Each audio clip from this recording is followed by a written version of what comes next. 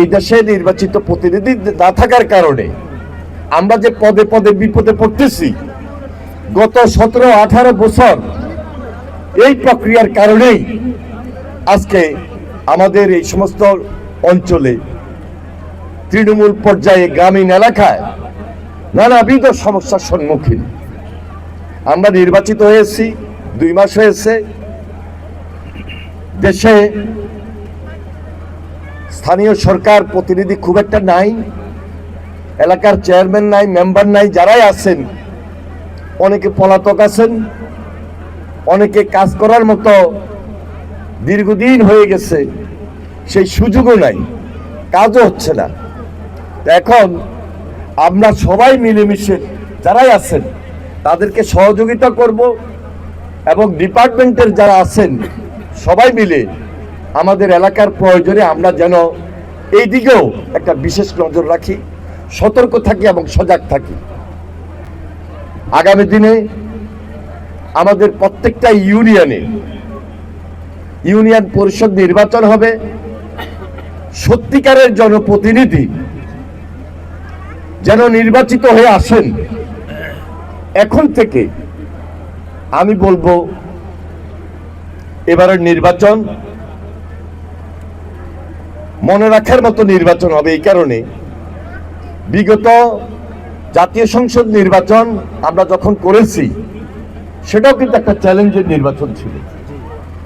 Union পরিষদের নির্বাচন এটাও কিন্তু আরেকটা কঠিন চ্যালেঞ্জ হবে। এখানে কিন্তু কোনো দলীয় মার্কা নাই, তার কারণে কিন্তু আরো কঠিন হবে।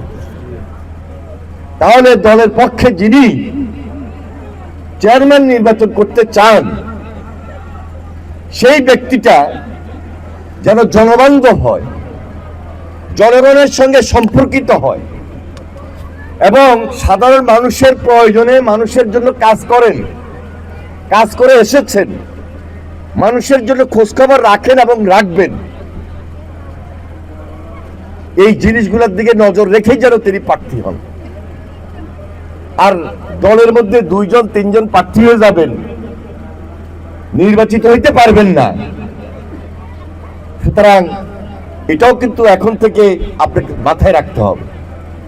যে কোনো সময় নির্বাচন চলে আসবে, নির্বাচন হবে।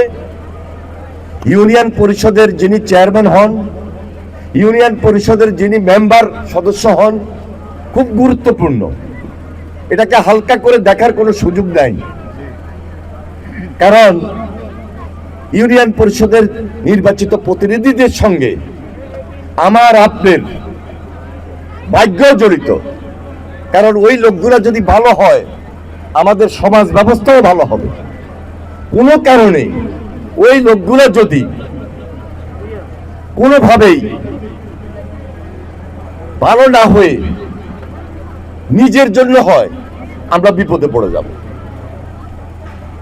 তাহলে আমরা এখন থেকে একটু সজাগ এবং সতর্ক থাকি।